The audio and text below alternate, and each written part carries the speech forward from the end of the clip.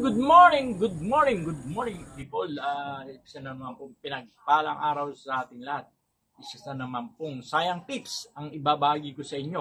Ito po ay ang DIY attractant at kombinasyon po ng sticky trap, insect trap. So ano po ba ang advantage ng ginawa natin? Una-una po, ito ay organically produced.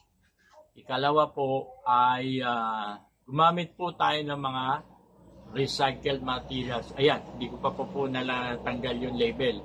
Max Low baka naman.